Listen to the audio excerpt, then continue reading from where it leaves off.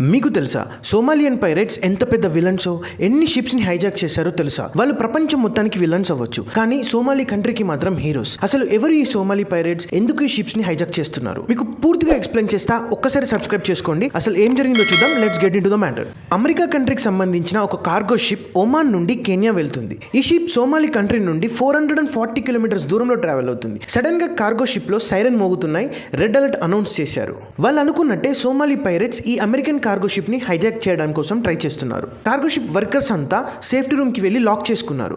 Ship captain and 2 helpers మాత్రమే బయట ఉన్నారు. పైరేట్స్ ని షిప్ పైనకు రాకుండా కెప్టెన్ ఫిలిప్స్ చాలా ట్రై చేశాడు, బట్ కొద్దిసేపట్లోనే పైరేట్స్ సక్సెస్ఫుల్ గా కార్గో షిప్ పైనకు వచ్చేశారు. టోటల్ 4 మెంబర్స్ షిప్ ని హైజాక్ చేశారు. ఈ pirates group leader name Musi. ఈ లీడర్ డిమాండ్ ఏంటంటే, మేము మిమ్మల్ని కొట్టము, చంపము, మాకు మీ దగ్గర ఉన్న మొత్తం మనీ ఇవ్వాలి, అండ్ అలానే ఈ షిప్ లో ఉన్న వర్కర్స్ అందరూ నా ముందుకి రావాలి అని ఒక డిమాండ్ చేశాడు.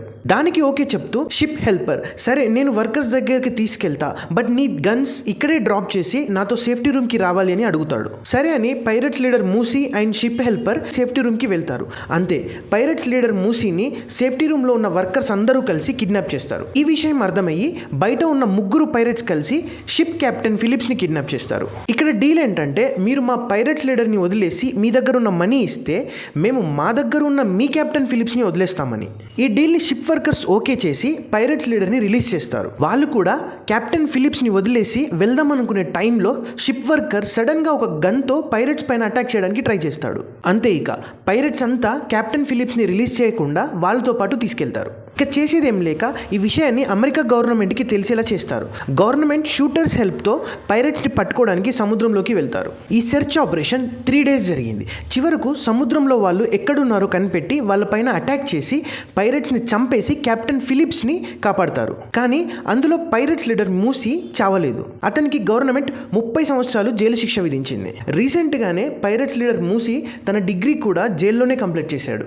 ఈ అటాక్ తర్వాత నుంచి ప్రతి కార్గో షిప్లో గన్మెన్స్ ని కూడా ఉంచడం స్టార్ట్ చేశారు. ఇక ఈ పైరేట్స్ అటాక్ కొంతవరకు ఆగిపోయింది. అసలు ఎందుకు మరి ఈ పైరేట్స్ ఇలా షిప్ ని అటాక్ చేస్తూ మనీ డిమాండ్ చేస్తున్నారంటే, ఈ సోమాలి కంట్రీకి దగ్గరలో ఉన్న సముద్రంలో చాలా వెరైటీ ఆఫ్ ఫిషెస్ ఉంటాయి. చాలా కాస్ట్లీ అండ్ రేర్ ఫిషెస్ కూడా ఉంటాయి. వాటిని వేరే కంట్రీస్ కి సంబంధించిన వాళ్ళు వచ్చి పర్మిషన్ లేకుండా వాళ్ళ దేశంకి ఎక్స్పోర్ట్ చేసుకునే వాళ్ళు. అంతేకాదు, వాళ్ళ కంట్రీకి సంబంధించిన వేస్టేజ్ మొత్తాన్ని ఈ కంట్రీ ల్యాండ్ ఏరియాలో అండ్ ఈ సముద్రంలో డంప్ చేసేవాళ్ళు. దానివల్ల సోమాలి కంట్రీ వాళ్ళకు చాలా రకరకాల రోగాలు వచ్చి చనిపోయేవారు. ఇలా వేరే కంట్రీ వాళ్ళు ఇల్లీగల్గా ఫిష్ ఎక్స్పోర్ట్ చేసుకోవడం వల్ల సోమాలి ప్రజలకు అసలు ఇన్కమ్ లేకుండా అయిపోయింది. ఇదంతా కేవలం సోమాలి గవర్నమెంట్ స్ట్రాంగ్ లేకపోవడం వల్ల జరిగింది. ఈ దారుణమంతా భరించలేక సోమాలి కంట్రీ వాళ్ళంతా గ్రూప్ గా ఫామ్ అయ్యి ఇలా వస్తున్న కార్గో షిప్స్ ని టార్గెట్ చేసి వాళ్ళ దగ్గర మనీ డిమాండ్ చేసి బ్రతకడం ఒక ఇన్కమ్ సోర్స్ గా చేసుకున్నారు.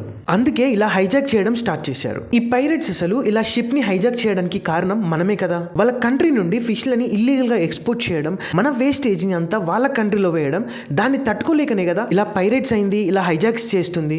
అంటే villains are not born, they are made అని నా ఒపీనియన్. Thank you.